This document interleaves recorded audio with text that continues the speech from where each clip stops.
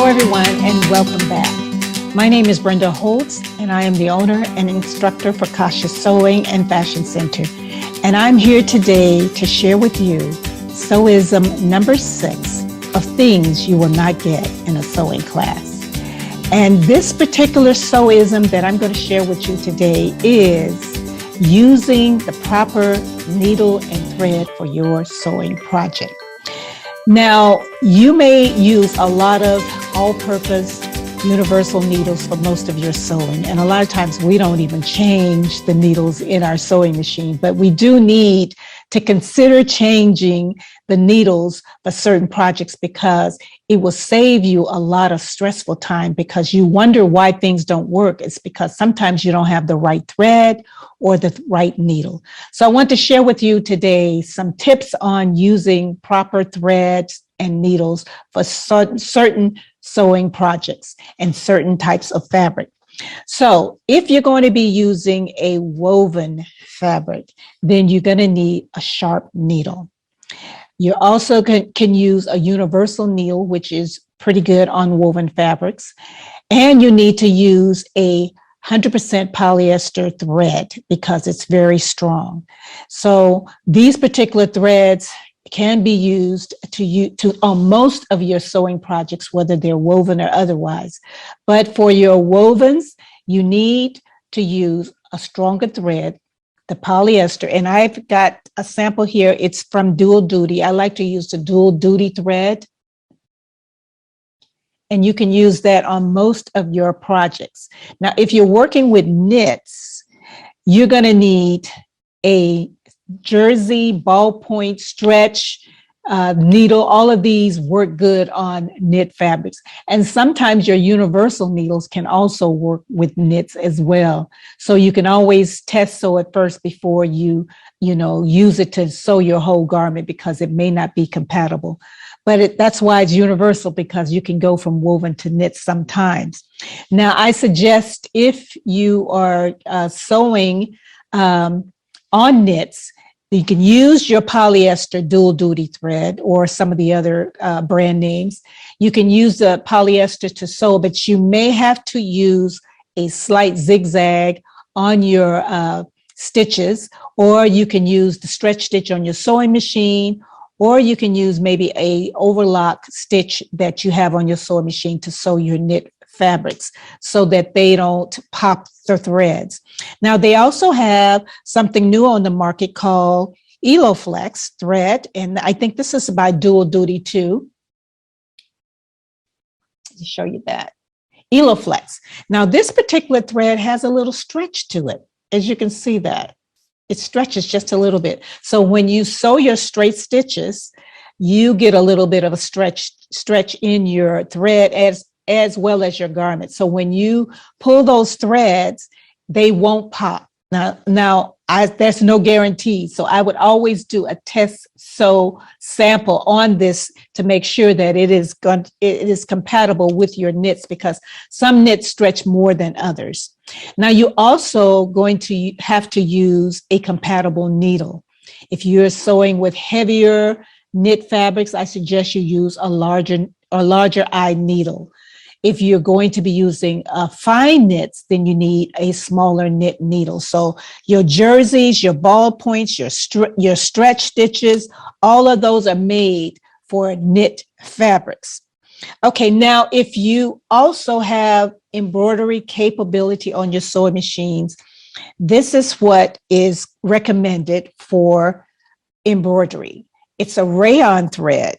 And it works a lot better if you have an embroidery machine rather than the 100% polyester. Sometimes it don't always work as well. Now, you probably could use the polyester, but the rayon is the one that's recommended. And you also have embroidery needles that you can use also on your embroidery machine so that things will work out a lot better. Less stress.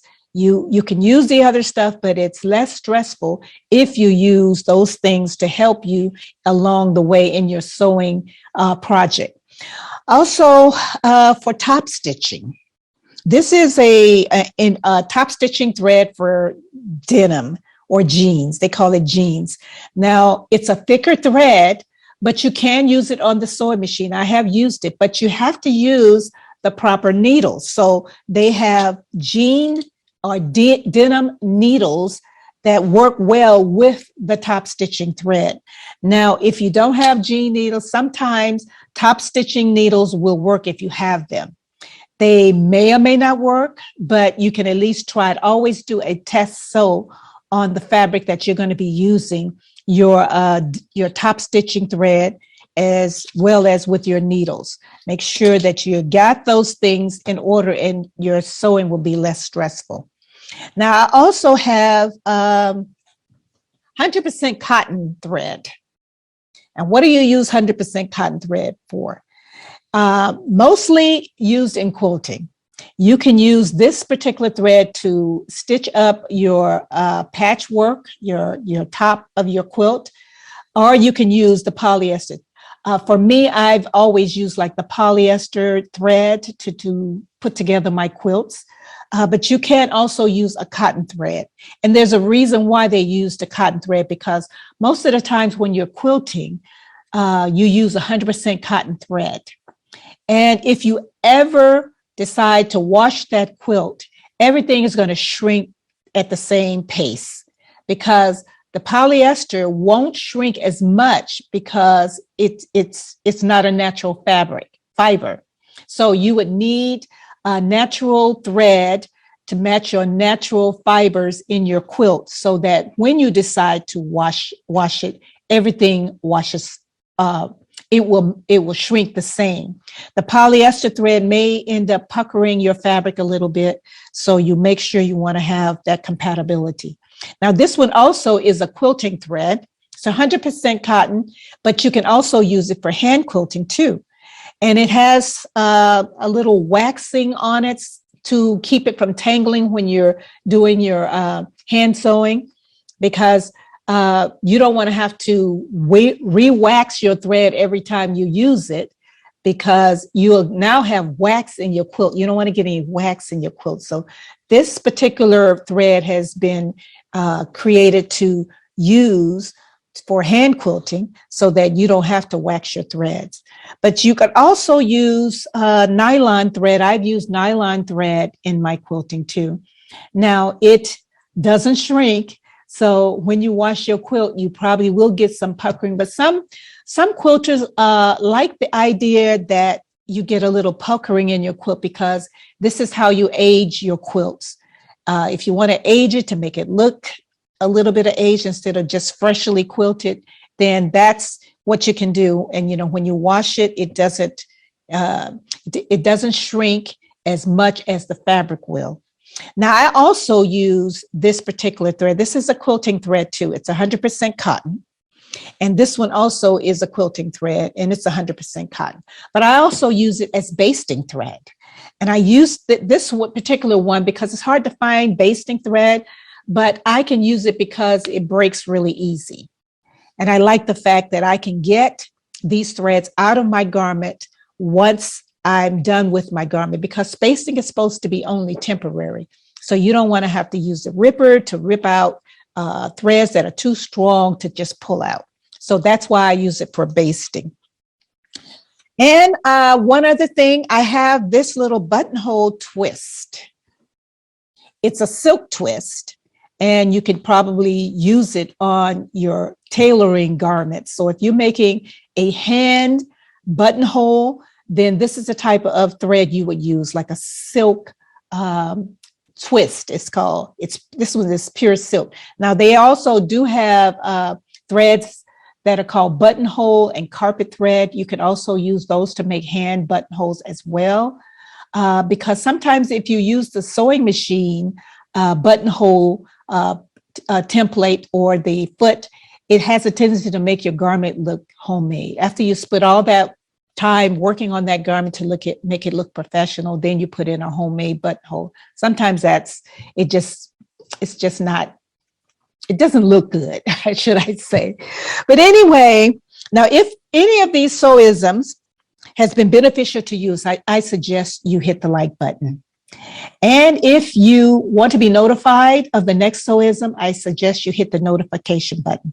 And if you have some SEWISM of your own, I suggest maybe you leave a comment.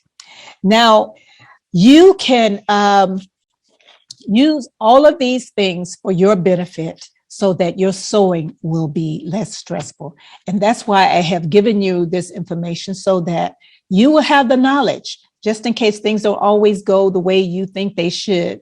Then you at least have this information to let you know that you can try something different, because not all the times it's your sewing machine that's dysfunctioning. Sometimes it's just your thread, and sometimes it's just your needle. So that is all I have for you today. I will see you in the next video, which is SEWISM number 7. So I hope to see you there. Bye for now.